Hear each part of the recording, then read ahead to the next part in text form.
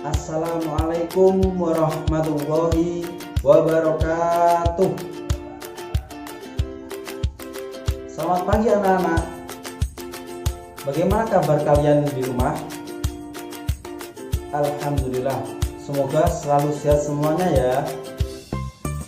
Oke, sebelum kita memulai pelajaran pada kesempatan kali ini, alangkah baiknya kita berdoa terlebih dahulu. Berdoa dimulai. Bismillahirrahmanirrahim. Amin. Oke, masih semangat ya. Kita harus semangat belajar, semangat menuntut ilmu, dan semangat untuk mengetahui hal-hal yang baru.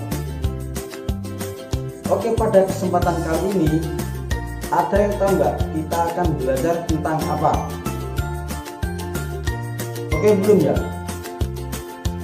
Kita akan belajar pembelajaran tematik kelas 4, yaitu tema 1 indahnya kebersamaan, subtema 1 dan pembelajaran ke-1, yaitu tentang muatan mata pelajaran ilmu pengetahuan alam, yaitu IPA, mengenai tentang bunyi. Oke, sebelum kita mengetahui apa itu bunyi, mari kita semua simak alat-alat tradisional berikut ini.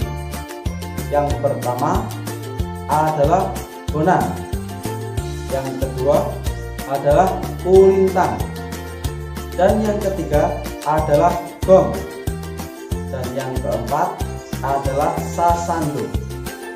Oke, dan masih banyak lagi alat-alat tradisional yang bisa menghasilkan suara atau bunyi. Kenapa benda-benda tersebut dapat menghasilkan suara atau bunyi? Karena benda-benda tersebut itu dimainkan. Yang pertama contoh yaitu sasando, itu dimainkan dengan cara dipetik. Dengan dipetik, sasando akan menghasilkan suara atau bunyi. Yang kedua adalah bonang. Bonang dimainkan dengan cara dipukul. Dengan dipukul, bonang akan menghasilkan suara atau bunyi. Yang ketiga adalah kulintang. Kulintang dimainkan dengan cara dipukul. Dengan dipukul, kulintang akan menghasilkan suara atau bunyi. Yang keempat atau yang terakhir adalah gong. Gong juga dimainkan dengan cara dipukul. Dengan dipukul, gong akan menghasilkan suara atau bunyi. Oke, kenapa dapat menghasilkan suara atau bunyi dalam benda-benda yang dimainkan tersebut? Karena benda-benda tersebut menghasilkan suatu getaran atau gelombang suara yang bisa disebut dengan gelombang longitudinal. Nah, anak-anak, bunyi itu dihasilkan dari benda yang bergetar, sehingga semua benda yang dapat menghasilkan bunyi disebut dengan sumber bunyi. Nah, anak-anak, sekarang apakah ada yang tahu tentang bunyi itu apa? Belum tahu ya? Oke. Apakah bunyi itu?